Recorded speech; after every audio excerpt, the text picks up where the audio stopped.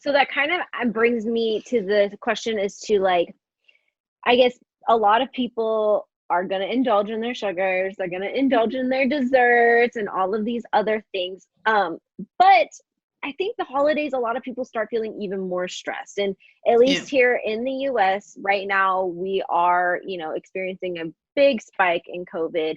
So Yeah. not only has it been a stressful year, but I think you're adding the stress of the holidays on top of it too. Yeah. So what are some dishes that people normally have around the holidays Hmm. time that Hmm. they can eat or maybe do a little extra to help combat this stress and anxiety? Absolutely. Extra love. Extra love. Extra Extra, love. extra love in the holidays. So I'll start with dessert because I happen to know that many of us love dessert. But here's what I've done with dessert. I've tried to figure out ways that you can have something like you usually have a rich decadent chocolate mousse, right? But you can also make a rich decadent chocolate mousse with creamy avocado, fresh avocado, healthy fat right there, rich in magnesium, helps anxiety. Um, you can add to that super ripe bananas, um, you know, natural sweetness. You're not Mm. adding extra stuff to it. The actual ripened bananas are even better because they're soft and mushy and they whip up well with the avocado. And I use dark natural cacao powder because it's rich in Oh, antioxidants and cacao flavonols, good for your brain. So 3 ingredients, and whip it up in a blender or your food processor. It actually whips up like a chocolate mousse. And oh. to that, I usually top it with some fresh, colorful berries. I add coconut cream. There's another rich ingredient that you can have, a good, something that's good, and like a sprinkle of macadamia nuts. So you can make it the most beautiful dessert that you want, and it actually, you wouldn't know the difference. I've had people not know the difference. So there's Really? there's a good dessert idea right there. Another one is switching out and making banana ice cream. So, make it with bananas, whip it up. The recipe is actually in the book. And I like to make it a chocolate flavor, or I like to serve it as like a vanilla ice cream made only with bananas. Okay. Because the trick there is super ripe. You freeze them. When you freeze the little pieces of bananas that you've chopped up and you whip them up, it kind of fluffs up like ice cream. And then you just have to let it set. That So sounds you can so good. add, you can have, think about the holidays and having like a whole tray of all the little toppings that you like to put on, say, vanilla ice cream, but your actual base is made with fruit. And that's it. Mm. So, you can also make a chocolate flavor with that. You can also, switch it out with some additional things. Then I like to do things like, say, breakfast, right? Breakfast in the holidays, that's where we're going to have a more indulgent lunch or dinner. Why not go light on the breakfast? So something like make ahead chia pudding. Chia seeds rich in protein and fiber. Coconut milk is the other ingredient. And my trick with this is chia seeds are actually a great source of short chain omega-3s called ALA. Oh, wow. And the same that you get the long chain, the other omega-3s from, say, salmon, right? But here's my trick. When you actually add a pinch, and follow me on this, a little bit of turmeric with a tiny pinch of black pepper to your pudding, okay? You won't actually taste it, trust me on this. It Okay. it makes the short chain omega-3s be converted to the type that is good for us. So chia seeds contain that. Add in a tiny bit of turmeric, make it ahead. Simple recipe so that, breakfast you go light. You just have that filling, nutritious, fiber-filled chia pudding, and you can top it with blueberries. You can top it with cinnamon. You can put chopped nuts in it, and then indulge in, whatever you're doing the rest of the day, while still building in healthy things at every step of the way, so that, let me put it, it's almost like a 50-50 rule. Yeah. It's sort of like I'm gonna take care, I'm gonna make sure there's a good salad on the table. I'm going to make sure there's some good side dishes as well, and eat the things that I want to. So there's a sense of balance. I feel that by building in ingredients like that, you targeting your stress, you are reducing your emotional stress by knowing that you're going in with a plan, Yeah, and definitely. then you can end up feeling, I hope, a little bit less stressed at the end of it. Now, are there certain holiday foods that help, I guess, trigger the stress and anxiety as well. Yeah, so this is hard, right? Because the added sugars drive stress, artificial sweeteners drive stress, processed vegetable oils drive stress, and gluten have been associated with sort of that worsening stress and anxiety. Some people. So I would say, rather than trying to have diet soda, just try to try to stay away from the artificial sweeteners. Cook with healthy olive oil or avocado oil, those types of oils, if you can. And then, I guess what hearing Chauncey, what you said about your liking sweets and stuff, what I would say to that is, offset that with some other healthy things that you're doing, because I feel like that's going to be just important to keeping a sense of balance. Yeah. I love that. I love that because I do have a sweet tooth and my mom makes fun of me all the time. She's like, all you do is eat sweets. And I'm just like, I love it. I do. So to hear those actually alternatives, like the chocolate mousse and the banana ice cream, first of all, I love bananas. So like almost cried when you said that. So honestly, like the idea that I can have alternatives for my desserts would be great. So I don't have to feel like I'm cheating myself. I'm also taking care of my body. You're taking care of yourself in a good way. Yeah. And that's is the balance, right? Because the cheat food shouldn't be a food that's bad for your brain. So just think about adding in stuff that's good and think about it that way. But the other neat trick is that leafy greens, right? I know I love like roll their eyes, like I do too. But some of my patients will be like, she's telling me to eat salad again. But here's the thing, leafy greens, right? They have an ingredient in them, a nutrient in them that offsets cravings. So, another good reason to have a green salad, they call thylakoids, and they in leafy greens. So the greener the better. And, just make sure you at all those meals have a nice green salad with lots of colors, bell peppers, different, celery, all sorts of good, yummy stuff that is there so that you are including nutrients like that in whichever meal you're having. Heather, that's all you. I know, right? I am because I had told her, like, you can steam the greens too. I mean, I can steam them. I love salad. I am a salad eater. I am the ridiculous person who will go to the restaurant and pay for like a $20 salad. I've seen it. I've seen it so many times. I love salad, but it's also because like I am gluten free, and I do notice that when I have things like almonds, carrots, kale, arugula, that kind of stuff, my body just feels better. I feel like I digest things better. It doesn't feel like it better. Fits. I feel like that's the thing. I feel better. Like I feel like my mind's better. It's clearer. It's clearer. There's less brain fog.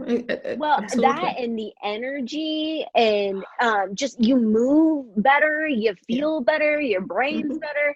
And I think if you just, like we all said, it's like if you're self-aware enough, Chauncey and I always talk about self-aware on this show, or being self-aware. I think it's one of those things. It's just noticing that, what you're eating and how that makes you feel. Like, I mean, my sister's a big fast food person, and she loves herself some McDonald's. And I'm like, I have gotten to the point where I can't even eat the French fries anymore because I'm just like, oh my God, this is killing my insides. Your body's kind of gotten used to a different dietary pattern, and it turns out that I hear you. It turns out that fast food French fries have sugar in them, and you don't taste them. You don't taste it, but they've spent. The reason is they make them hyper palatable. And what that means is we can't put them down. We always buy the biggest size. And when we buy that biggest size, it's hard to put them down. They spend research and development dollars on this so that they make it that way for us. So, there are just, there are these choices that we have to make. And I think what you're saying though, Heather, is, your body has now gotten used to different kinds of foods. And I will work with some clients around, how do we work away from the candy bar to that super dark extra chocolate. and because it has these health benefits. And as they follow that journey and follow that path, maybe in between there's, a scoop of banana ice cream along that pathway. So in other words, they're moving that sweet tooth to really including more natural fruit like sugar, instead of refined sugar, but the sugar from actual fruit, which is a natural source. And they'll actually end up saying to me, I now only eat a little square of chocolate, and I have maybe a piece of a clementine or an orange slice, fresh fruit, and I feel great. And it's sort of what you're saying, Heather, because your body adjusts and gets used to almost a different set point of what it's used to, and then it doesn't like the flavor of the French fry or whatever it was. And that, I think that happens to people. I've seen it. So that's good to know. That's You can work your way back. I can start over, but honestly, like my parents, I've always said, eat for your body, nurture your body by the food that Absolutely. you eat. And then especially like your mental health, it helps with the food that you're eating. And honestly, like, of course, you listen to your parents, but you're just like, okay, I'll do it for a couple of weeks, and then you go back to your old habits. And literally your book came like right on time, because I was literally feeling very lethargic and just like, ugh, because I was just, I wasn't really eating as I should have been eating, and like reading your book has really like reframed my mind, like, especially like, with the whole like shelter in place, you eat whatever's in the house because you're home at all times. And then with the holidays coming up, like, I know that's like, a thing for people, like, we're going to eat more because we're home and all the great foods around the holidays.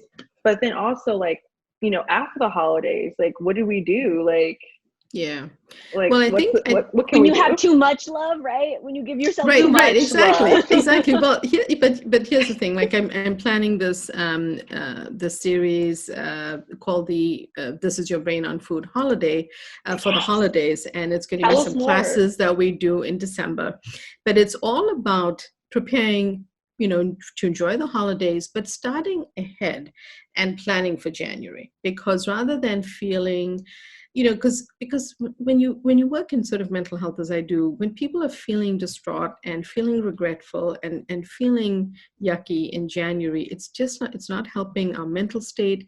It's not helping our emotional state. In the far Northeast, it's darker, it's colder. People are feeling worse. They're not getting enough light. Why not we start now?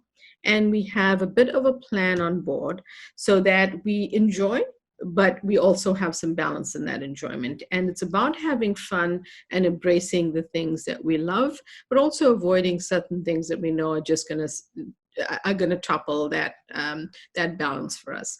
And so my tips about that are really the stuff we talked about: having that mindset, having, practicing mindfulness, including healthy foods every single day. Even at one meal, if that's what you can do. Or going light on breakfast. If you're going to indulge with lots of, things that you like later on, go light on breakfast, but make it a healthy choice. Make it a choice that has some good ingredients in it. And I would say mindfulness is a big part of this. Gratitude is a big part of this. Body intelligence, is a big part of it. So if something is not making you feel good, then put down the second glass of wine. If it's not making your body feel good, switch to something else, rather than feel physiologically not well the next day, or just uncomfortable or inflamed or bloated, or however it might be. So I would say just pay attention to body intelligence, switch out things that you might be doing, be innovative, have the banana ice cream, switch out to the cleaner cocktail, have that glass of water, make sure you're hydrated, enjoy coffee, but have it early in the day, have, so that it doesn't affect your sleep, and be mindful of what you're adding to your coffee, because that also impacts mood. It in fact impacts anxiety. And look for the little hidden things like artificial sweeteners where you don't know they're hidden, because that could be worsening your anxiety as well over the holidays. So I'd say go in with a plan, and that's what we're hoping to do when we talk to people.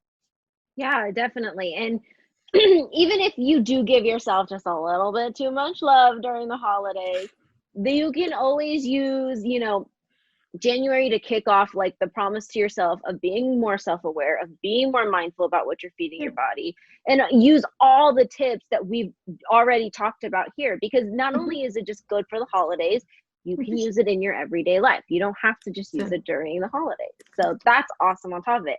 Now, you did mention this class or this thing that you're putting together. Can you please tell us more? Sure.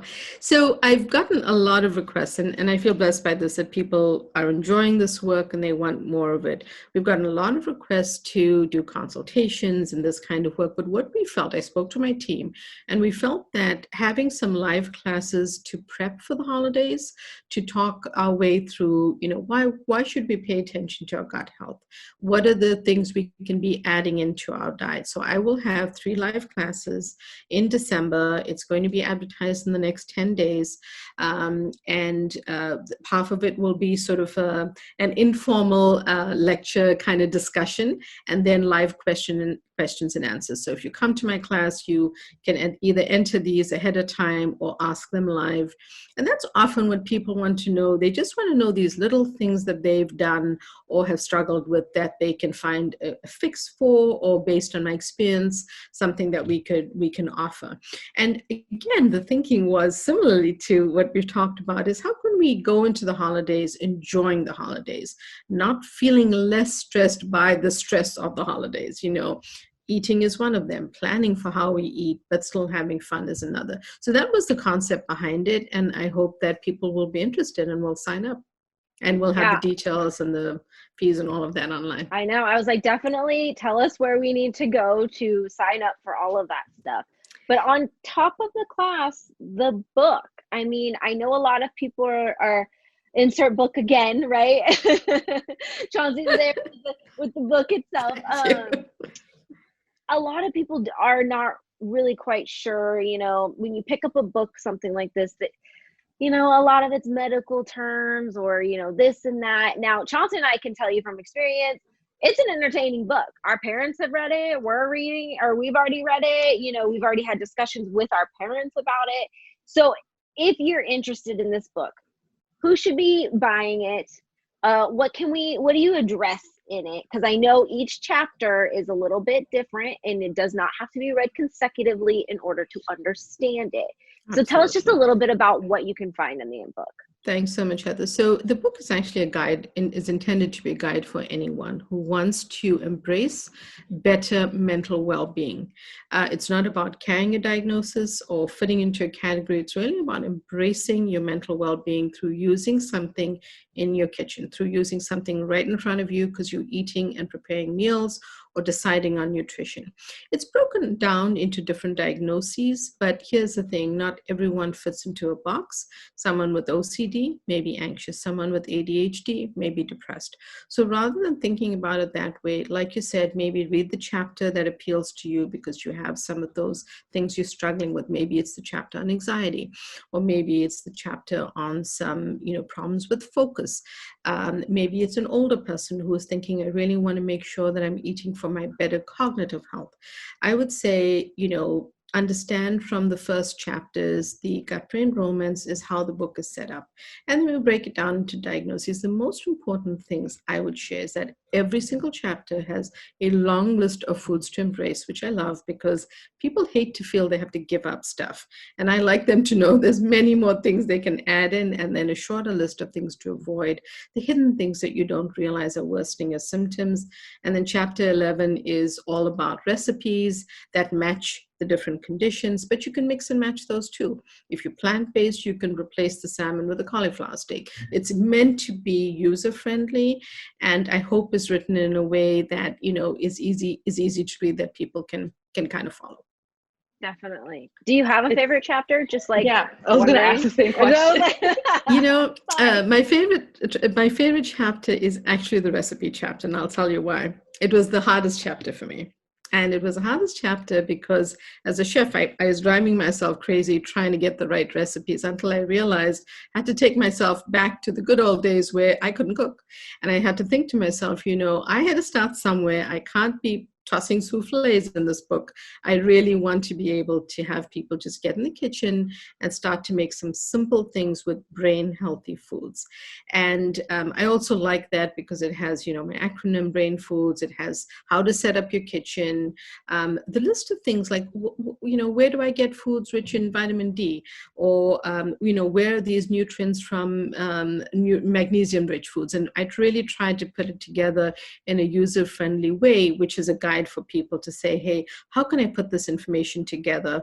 How can I really just start taking care of my mental well-being this way? And I think it's important right now because we're heading to the holiday season, but we don't know what's to come. And why not fortify our mental health? Because that's something we can do. It's within our control, and that's where I hope people will take insights from the book.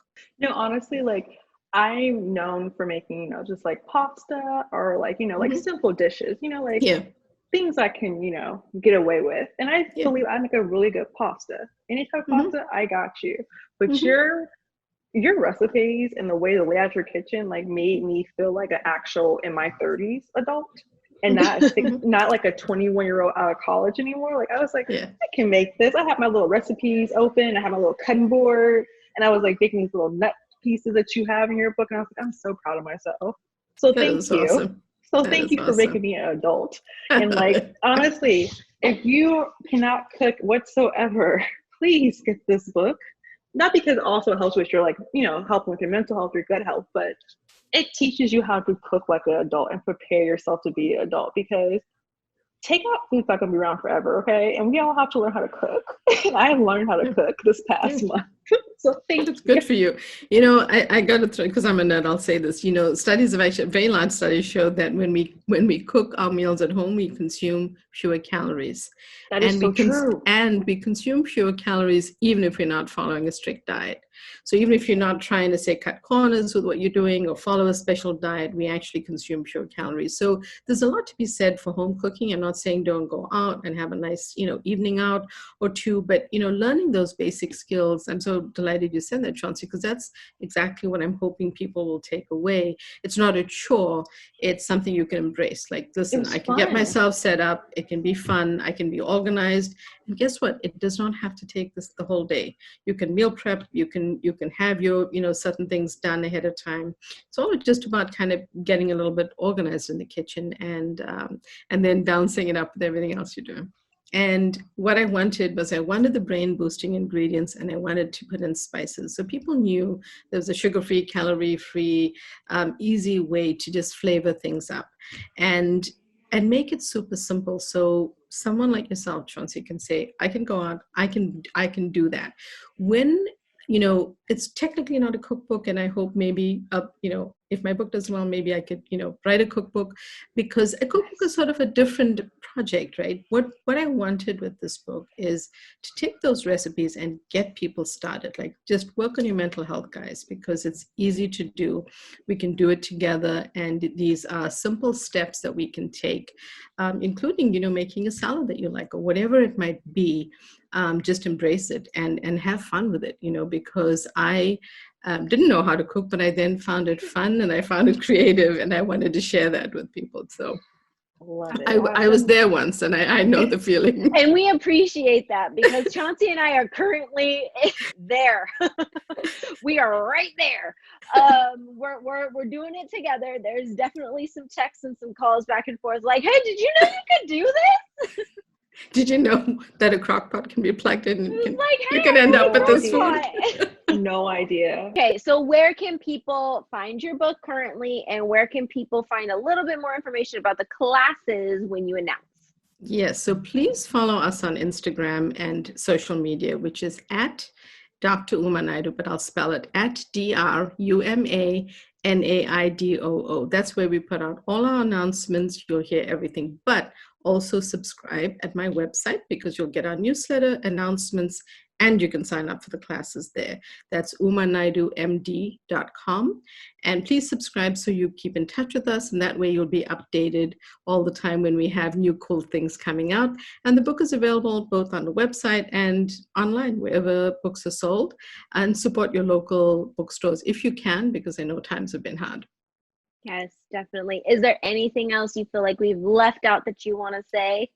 I think we've covered it all, because I think what was important in this discussion, honestly, Chauncey and Heather, was that we remember this year has been hard and it's been a challenge in many ways. So let's embrace the holidays. Let's bring joy to the holidays and do it in a positive way with food, rather than being afraid of too many of this or too many of that. Let's just go in with our eyes open, have a good plan, and enjoy it. And in January, like reset and say, hey, what are we going to do for 2021 for our better brain health and our better health overall? I love that, awesome. because we need to have that Completely kind of agree. mindset for 2021. Preach. It's the total truth. It was so great talking to you today. You have It no idea. Like always is. you're literally one of my favorite people. Like I told Heather after I had my talk with you, I was like, Heather, you have to wait. You just can't wait. Like this is gonna be great. But honestly, like it's such a blessing to have you on here. We really appreciate Thank you. for I joining our really feel the show. same way about you ladies. I read all your Instagram stuff. Love it. I love the messages you're putting out in the world. And it's so aligned. And it really has been a pleasure always. Well, thank you so much for joining us. We're going to go ahead and sign off. Thanks for watching another episode of the So She Slay Show. We definitely have more coming up, so make sure you stay tuned.